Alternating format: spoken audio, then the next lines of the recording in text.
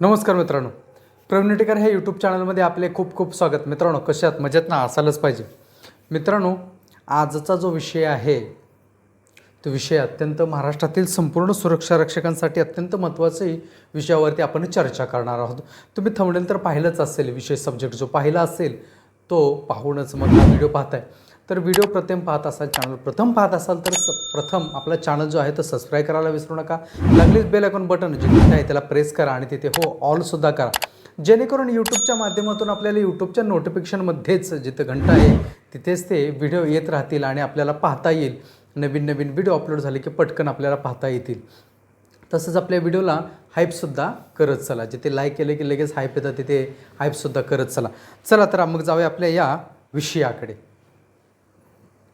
विषय मित्रांनो अत्यंत महत्त्वाचा आहे. महाराष्ट्र राज्य सुरक्षा रक्षक श्रम कामगार युनियन संस्थापक संजयदादा पाटील यांनी संपूर्ण महाराष्ट्रातल्या सुरक्षा रक्षकांसाठी एक अत्यंत महत्त्वाचा विषय घेतला आणि ते कामगार मंत्री महोदय यांच्याकडे निवेदन दिले. काय निवेदन दिले तर निवेदनामध्ये अपघाती विमा, सुरक्षा रक्षकांचा जो अपघाती विमा आहे तो अपघाती विम्याबद्दल संपूर्ण महाराष्ट्रातल्या सुरक्षा रक्षक मंडळातील नोंदित सुरक्षा रक्षकांकरता हा अपघाती विमा आहे.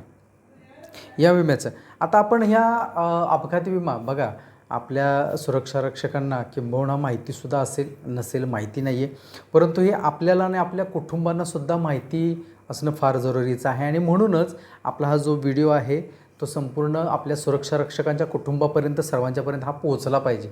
याची जबाबदारी आपली आहे, कारण आपल्या पश्चात आपल्या कुटुंबाला माहिती असणं फार जरुरीचं आहे आणि अत्यंत महत्त्वाची ही माहिती आहे. तर आपण काय करूया, आपला जो सुरक्षा रक्षक प्रथम पहा, आपला सुरक्षा रक्षक 24 तास काम करा, म्हणजे 24 तासामध्ये तो असतो, 8-8 तास 24 तास बरोबर आहे, शिफ्टमध्ये काम करतो. ऊन वारा पाऊस, कारखाने दुकाने आस्थापना इतर संपूर्ण ऑफिसेस या ठिकाणी आपला सुरक्षा रक्षक दिवस रात्र काम करत असतो. आणि काम करत असताना त्या दरम्यान जो प्रवास होतो, प्रवासामध्ये सुद्धा किंवा कामावरती सुद्धा काही ठिकाणी असं काही अपघात घडला आणि अपघातामध्ये त्या सुरक्षा रक्षकाचा मृत्यू झाला तर तो अपघाती विमा जो आहे तो आपल्या सुरक्षा रक्षक मंडळ आपल्या जे काही कुटुंबामध्ये जो वारस असेल त्या वारसाला तो अपघाती विमा आहे तो मिळतो. आता मुंबईमध्ये काय आहे तर मुंबईमध्ये अशी परिस्थिती आहे मित्रांनो, मुंबईमध्ये सध्या सुरक्षा रक्षक मंडळामध्ये मुंबईमध्ये 7.5 लाख रुपये अपघाती विमा जाहीर करण्यात आलेला आहे. तो पूर्वी किती होता तर 5 लाख होता, तो आता 7.5 लाख रुपये आहे. आणि याचे आपल्याला वर्षाला फक्त डिसेंबर महिन्यामध्ये 200 रुपये हे आपल्या पगारातून कट केले जातात आणि ते डिसेंबर महिन्यामध्ये कट करून तो आपल्याला वर्षभरासाठी त्याचं रिन्युवेशन करून तो 7.5 लाखाचा जो ॲक्सिडेंटली इन्शुरन्स आहे, जो विमा आहे तो विमा दिला जातो. त्याच्या संदर्भामध्ये त्या विम्यामध्ये काय टर्म अँड कंडिशन किंवा काय असतील हे आपण नंतर विषयामध्ये थोडंसं घेऊया. कारण या पत्रामध्ये काय म्हटलं आहे, जे पत्र दिले त्याच्यामध्ये संपूर्ण महाराष्ट्रातल्या सुरक्षा रक्षकांसाठी म्हटलेलं आहे बरोबर आहे. आणि मग मी जो विषय घेतला होता की मुंबईचा बरोबर आहे, या पत्रामध्ये म्हटलं आहे संपूर्ण महाराष्ट्रातले. मी जो विषय आता आपल्याला सांगतो आहे तो मुंबईमधल्या. कित्येक सुरक्षा रक्षकाला माहिती आहे का हो या अपघाती विमामध्ये टर्म अँड कंडिशन्स काय आहेत ते आहेत माहिती. त्या अपघाती विमामध्ये फक्त तुम्हाला त्या ठिकाणी जर मृत्यू झाला तरच तो अपघाती विमा आहे. त्या ॲक्सिडेंटमध्ये त्या सुरक्षा रक्षकाला काय झालं किंवा त्याच्यामध्ये त्याचा अवयव काय निकाम झाला किंवा अन्य काही असं झालं तर त्याला काय मिळतं का तर ह्याच्यामध्ये काहीसुद्धा मिळत नाही आहे. मध्यंतरी याच विषयासंदर्भामध्ये आम्ही सुरक्षा रक्षक मंडळाचे अध्यक्ष यांच्याशी सुद्धा चर्चा केली, आपले सचिव साहेब आहेत त्यांच्याशीसुद्धा चर्चा केली की त्याच्यामध्ये साहेब ते बदललं पाहिजे. ते म्हणाले हे जर करायचं असेल तर मग त्याचं जे आपल्याला प्रीमियम आहे तो प्रीमियम वाढला जातो.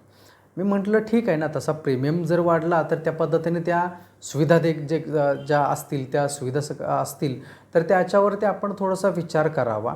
ह्यासाठी ना कोणती संघटना मला आजपर्यंत आठवत नाही की कुणी किंवा कोणत्या सुरक्षा रक्षकाने याविषयी का चर्चा केली नाही. हा एक मोठा विषय आहे, कारण अशा काही गोष्टी असतात की आपल्या पश्चात आपल्या कुटुंबाला काहीतरी मिळालं पाहिजे ही अपेक्षा आपल्या सर्वांनाच असते आणि ते मिळायला पाहिजे. आणि मध्यंतरी मनसे सुरक्षा रक्षक संघटनांनी 25 लाख असावा अशी सुद्धा त्यांनी मागणी केली होती. 25 लाख विमा कवच द्यावं त्यांना असं आहे. आता ज्या बँकाज ज्यामध्ये अकाउंट आहे आपलं, आपण ICICIमध्ये, HDFC बँकेमध्ये किंवा ॲक्सिस बँकेमध्ये असेल तर त्या ठिकाणी 40 ते 50 लाख रुपये ॲक्सिडेंटल इन्शुरन्स त्या बँकेने जाहीर केलेलं आहे आणि ते त्या पद्धतीनं देतातसुद्धा. पण तुमचं त्या बँकेमध्ये अकाउंट असेल तर, जर तुमचं अकाउंट नसेल तर मग हा प्रश्न आहे. युनियन बँकेमध्ये जर तुम्हाला असेल तर युनियन बँकेमध्ये सुद्धा आपल्याला माहिती आहे का, आपले 12 रुपये आणि 360 रुपये असे जे कट होतात ते कट होतात का तुमचे प्रत्येक मे महिन्यामध्ये, किंवा एक ठराविक तुम्ही ज्या वर्षी चालू केलं असेल त्या वर्षी आपल्या पाहत असाल की त्याच्यामध्ये तो ॲक्सिडेंटली इन्शुरन्स आहे, जो 2 लाखाचा ॲक्सिडेंटली इन्शुरन्स आहे तो अवघा आपल्याला भेटला जातो. मग इथं युनियन बँकेचं पहा 360 रुपये कट होतात आणि आपल्याला मिळतात किती, अवघे 2 लाख रुपये. आणि इथे आपल्याला सुरक्षा रक्षक मंडळामध्ये 200 रुपये कट होतात आणि इथे मिळतात किती, 7.5 लाख रुपये. तर याच अनुषंगाने संजयदादा पाटील यांनी जे पत्र आहे ते कामगार मंत्री महोदयांना पत्र पाठवलेले. त्यापूर्वी त्यांनी अपघाती विमा जो आहे तो 5 लाख इतका भेटत होता, हेही त्याच्यामध्ये नमूद केलेले आहे. वाढत्या महागाईमुळे आत्ता जी परिस्थिती आहे पहा, वाढती महागाई आहे आणि हे 10 लाखसुद्धा त्यांनी मागणी जी केली ते त्याच्यापेक्षा जास्त असणं जरुरीचं आहे. कमीत कमी 15-20 लाख रुपये, कारण आपल्या पैशात आपल्या कुटुंब हे वाऱ्यावरतीच असतं. त्यांना आत्ताच आमचा एक सहकारी आहेत आणि त्यांच्या कुटुंबामध्ये इतकी परिस्थिती वाईट आहे. मित्रांनो, काय करणार सांगा, आपल्याकडे एवढं आपण सर्वजण आर्थिकदृष्ट्या मजबूत नाही आहोत की एखाद्या कुटुंबाला खूप काही आर्थिक मदत करू शकतो आपण.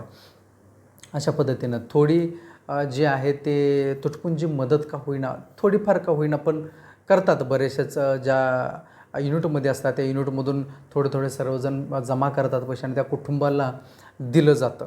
पण ते किती वेळ पुरणार आहे हा पण आहे. त्यांच्या मुलांचं शिक्षण बरोबर आहे ना, त्यांच्या आरोग्याविषयी काय, त्यांचे आईवडील असतील तर त्याचं काय, तर त्या कुटुंबाचा मूळ जो आधार असतो तो आधारस्तंभच ढासळल्यानंतर ते अवघं कुटुंब ढासळतं.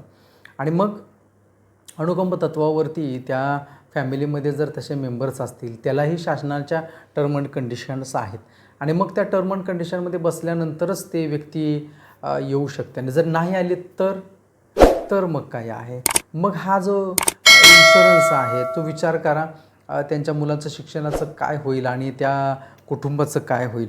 तर या सगळ्या काय गोष्टी मित्रांनो आपल्याला ह्या समोर ठेवल्यात आणि म्हणूनच ही जी मागणी आहे ते संपूर्ण जिल्ह्यामध्ये, पुण्यामध्ये रायगडमध्ये 7.5 लाख रुपये आहे, पुण्यामध्ये सुद्धा तेवढाच आहे. इतर जिल्हा सुरक्षा रक्षक मंडळामध्ये काय परिस्थिती आहे कमेंट्स बॉक्समध्ये नक्की लिहा की आपल्या जिल्ह्यामध्ये. आणि हो, आपल्याला हे माहिती आहे का आपल्या जिल्ह्यामध्ये आहे किंवा नाही आहे. जिल्हा सुरक्षा रक्षक मंडळामध्ये ते असणं फार जरुरीचं आहे. प्रत्येक जिल्हा सुरक्षा रक्षक मंडळाचे संपूर्णतः सुरक्षा रक्षक आपले चॅनल पाहतात तर कमेंट्स बॉक्समध्ये नक्की लिहा किंवा पर्सनली मला मेसेज करून आपण त्यामध्ये सांगा की या ठिकाणी नाही आहे किंवा आमच्या जिल्ह्यामध्ये आम्हाला तसं काही अजूनपर्यंत कोणती सुविधा, कल्याणकारी जी योजना आहेत ते योजना राबवल्या नाहीत. एक कामगार कल्याण मंडळ त्याच्याविषयी आपण वेगळा व्हिडिओ बनवलेलाच आहे आणि आता हा अपघाती विमा जो आहे तो अपघाती विम्यासंदर्भामध्ये आपण चर्चा करतो आहे. ह्या सुविधा ज्या आहेत त्या आपल्या सुरक्षा रक्षकाला, कारण आपला सुरक्षा रक्षक हा दळणवळण आता मुंबईमध्ये धावता आहे त्यामुळे जाणं येणं जो आहे तो प्रवास आहे तो खूप लांबचा प्रवास असतो. तो स्वतः त्यांच्या वाहनाने प्रवास करतात, 2 चाकी वाहनाने किंवा रेल्वे प्रवास असतो किंवा टॅक्सी, रिक्षा, बस यानं धावता. ह्याच्यामध्ये काय होईल आणि काय नाही सांगू शकत नाही आहे. त्यामुळे इथं ही परिस्थिती आहे. तसेच इतर जिल्हा सुरक्षा रक्षक पुण्यामध्ये सुद्धा ती परिस्थिती आहे. इतर जिल्ह्यामध्ये सुद्धा लांबून जे सुरक्षा रक्षक आहेत ते जात असतात. घर त्यांचं एका ठिकाणी असतं, एका तालुक्यामध्ये, दुसऱ्या तालुक्यामध्ये त्यांचे कामावरती असतं. तर त्यांचा प्रवाससुद्धा तेवढाच आहे, 20-30 किलोमीटरचा प्रवास असतो. तो प्रवास करताना अपघात झाला तर त्या अपघातामध्ये त्याला त्या सुविधा मिळाल्या पाहिजेत.